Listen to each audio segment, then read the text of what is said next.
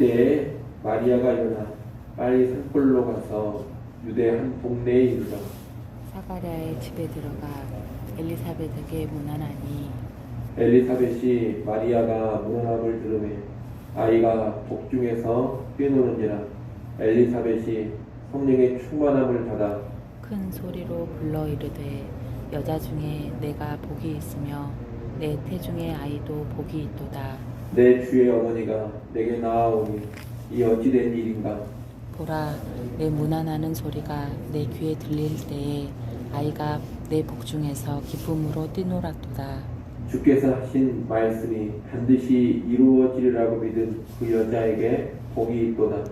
마리아가 이르되 내 영혼이 주를 찬양하며 내 마음이 하나님 내 구주를 기뻐하였음은 그의 여종의 비천함을 돌보셨음이라.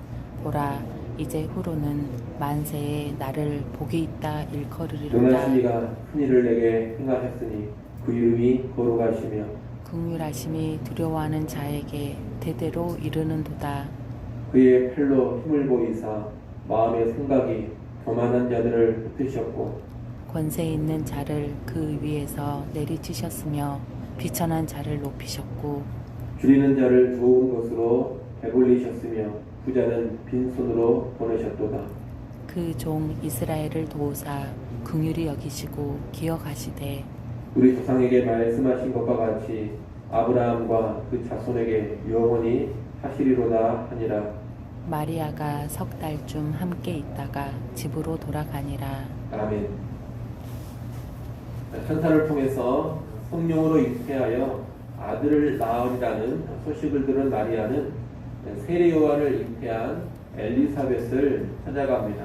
오늘 본문은 이 두 여인의 만남 가운데 엘리사벳은 마리아를 축복하고 마리아는 하나님을 찬양하는 내용입니다. 먼저 41절부터 45절은 마리아를 맞이하며 축복하는 엘리사벳의 모습입니다. 41절에 보면 예수님을 잉태한 마리아가 오자 엘리사벳 복중에 아이가 뛰놉니다. 그리고 엘리사벳은 거듭해서 마리아를 향해 복이 있다고 합니다. 특히 43절에 보면 엘리사벳은 마리아를 향해 내 주의 어머니라고 부릅니다. 마리아의 복중에 있는 아이를 자신의 주로 인식하면서 마리아를 가리켜 내 주의 어머니라고 높여 부르는 것입니다. 41절에 보면 이 엘리사벳은 성령의 충만함을 받았다고 합니다. 또 누가복음 1장 15절에 보면 엘리사벳의 복중에 있는 이 아이 세례 요한은 모태로부터 성령의 충만함을 받는다고 했습니다. 그러니 엘리사벳과 그녀의 복중의 아이는 모두 성령이 충만한 상태입니다. 그렇게 볼 때 엘리사벳과 복중의 아이의 모습은 곧 성령이 충만할 때의 모습이다, 이렇게 볼 수가 있겠습니다. 성령이 충만한 사람은 엘리사벳과 그녀 복중의 아이와 같은 모습을 보이는 겁니다. 여러분, 성령이 충만하면 예수로 인해 기뻐하고 뛰놉니다.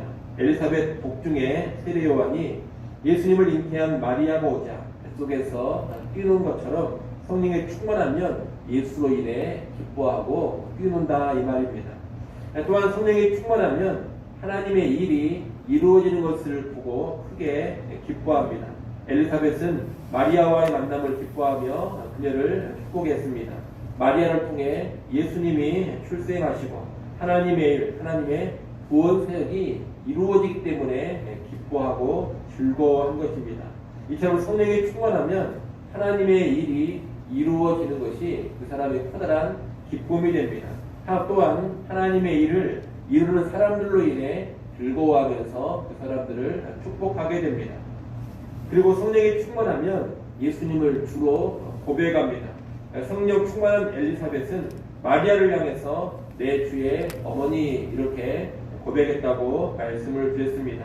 이 말은 마리아 복중 예수님을 내 주라고 고백하는 것인데 이것이 또한 성령의 충만함을 받을 때 나오는 모습인 겁니다. 예수님을 주라고 고백한다는 겁니다. 오늘 우리에게도 이런 모습이 있기를 바랍니다. 성령 충만해서 예수님으로 인해 기뻐 뛰놀 수 있기를 바랍니다. 또 하나님의 일이 이루어지는 것으로 인해 기뻐하고 하나님의 일을 이루는 사람들을 보면서 시기와 질투에 불타오르는 것이 아니라 오히려 그들로 인해 즐거워하고 그들을 축복할 수 있기를 바랍니다. 그리고 예수를 주로 고백하며 주 대신 예수 그리스도께 온전히 순종하기를 바랍니다. 우리 모두 성령 충만해서 그런 삶으로 꼭 나아갈 수 있기를 소원합니다. 46절부터 55절까지 말씀은 이어지는 마리아의 찬양입니다. 이 마리아의 찬양은 크게 두 가지 내용으로 볼 수가 있겠습니다. 하나는 하나님께서 비천한 자를 높이신다는 겁니다. 당시 여인들은 비천한 위치에 있었습니다. 더욱이 마리아는 왕족이나 귀족도 아닌 평범한 여인이었고 또 보잘것없는 지역인 갈릴리 나사렛에 살고 있는 여인이었습니다. 한마디로 이 마리아는 존귀함과는 거리가 아주 먼 여인이었습니다. 그런데 하나님은 이 여인을 구원 사역의 결정적인 도구로 사용을 하십니다. 이에 마리아는 비천한 자신을 택하사 큰일을 행하시고 대대로 복받을 자로 삼아주신 하나님을 찬양하는 겁니다. 처녀로 아이를 낳는 것은 힘든 일이고 수치스러울 수도 있는 일입니다. 하지만 결국 이 임신과 출산을 통해서 마리아는 만세에 복 있는 여인이 됩니다. 비천한 그녀가 만세에 복 있는 여인이 된 것은 다른 이유가 아닙니다. 복중의 아이 예수 때문이고 믿기지 않는 이 일이 이루어지리라고 하나님을 믿었기 때문입니다. 하나님은 오늘날도 비천한 자들을 높이십니다. 가난한 자를 구하게 하시고 약한 자를 강하게 하십니다. 그 높임은 다 예수 그리스도로 인한 것입니다. 비천한 자, 가난한 자, 연약한 자들이 예수 그리스도를 모심으로 존귀해지는 것이고 부유해지는 것이고 강해지는 겁니다. 예수로 인하여서 복되고 영광스러워집니다. 우리는 마리아의 삶과 그녀의 찬양을 보면서 비천한 자가 그리스도로 인해 높아진다라는 것, 비천한 자가 하나님의 말씀을 믿음으로 인해서 높아진다라는 것을 분명히 알아야 되겠습니다. 그리고 오늘 우리도 예수 그리스도로 인해서 높아지고 부유해지고 강해지기를 바랍니다. 하나님 말씀을 그대로 받아들임으로써 비천한 우리가 더욱더 영광스러워지기를 바랍니다.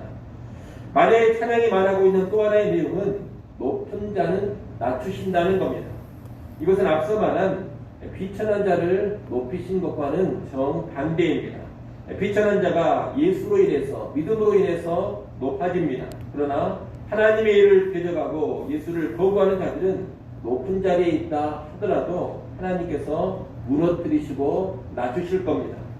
하나님의 일을 대적하고 예수를 거부하는 자들은 그 생각이 교만한 자들입니다. 하나님은 그 교만한 자들을 흩으십니다.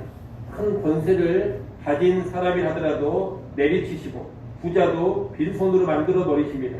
아무리 강하고 아무리 부하다 하더라도 하나님을 데려가고 예수를 거부하는 자들은 하나님께서 다 깨뜨리시고 다 낮추어 버리시는 겁니다. 지금 하나님께서는 하나님을 데려가고 예수를 거부하는 권력자들, 강한 자들, 부자들을 낮추십니다. 현재 자기의 높음, 강함, 부유함 이것이 중요하지 않습니다. 예수를 어떻게 받아들이느냐 이것이 훨씬 더 중요합니다. 현재 높고 강하고 부유하다 해서 교만해지고 그 교만 가운데 하나님이 보내신 구주 예수를 믿지 않고 거부하면 그들의 결국은 수치와 파멸뿐인 겁니다. 우리는 이것을 알고서 겸손히 예수 그리스도를 모시고 겸손히 예수 그리스도를 받아들여야 할 것입니다. 여러분 예수 그리스도 안에서 진정한 복과 저주가 결정됩니다. 비천한 자도 예수님을 모시면 높아집니다. 그러나 높은 자도 예수님을 거부하면 낮아집니다. 그러니 현재 내 세상적인 모습, 인간적인 모습에 연연하지 않아야 되겠습니다. 그보다는 내가 예수를 어떻게 대하고 있는가 여기에 주목해야 하겠습니다. 예수님을 통해서 우리 인생에 놀라운 역전이 일어납니다. 비천한 자는 높아지고 높은 자는 낮아집니다. 비천한 자가 높아지는 역전은 영광의 역전이지만 높은 자가 낮아지는 역전은 비참한 역전입니다. 아무튼 우리에게는 비참한 역전이 아닌 예수 안에서 영광의 역전이 일어날 수 있기를 간절히 축원합니다. 기도하겠습니다.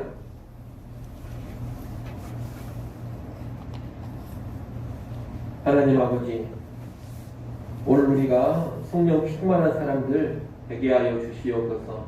성령이 충만하여서 예수님으로 인해 기뻐하고 즐거워하며 하나님의 일이 이루어지는 것으로 인해서 즐거워하고 기뻐하게 하여 주옵소서. 또한 예수님을 우리의 주님으로 인정하고 모시고 순종하며 살아가게 하여 주시옵소서. 예수 안에서 영광의 역전 누리는 사람 될 수 있기를 또한 간절히 바라고 원합니다. 비천한 자를 높이시고 가난한 자를 부하게 하시고 약한 자를 강하게 하시는 분이 예수 그리스도라는 것을 꼭 알게 해 주셔서 예수 모시고 영광의 육전을 우리 인생 가운데 누려가게 하여 주시옵소서. 아버지 하나님, 이 시간도 우리를 깨워주시고 기도하는 자리로 다시금 불러주셔서 감사합니다. 하나님 앞에 나왔사오니 다시금 겸손히 엎드려 하늘의 하나님을 바라보게 하시고 의지하게 하여 주옵소서. 오늘 하루도 나의 힘, 나의 능력으로 살아가지 않게 하시고 겸손히 하나님 의지하여 하나님 은혜를 힘입어 살아가게 하여 주시옵소서. 우리 중고등부 수련회 가운데 있습니다. 계속해서 붙잡아 주시고 은혜를 충만히 받아 누리게 하여 주시옵소서. 우리 아이들 말씀으로, 기도로, 찬양으로 변화되게 하여 주옵소서. 예수님의 이름으로 기도드리옵나이다. 아멘.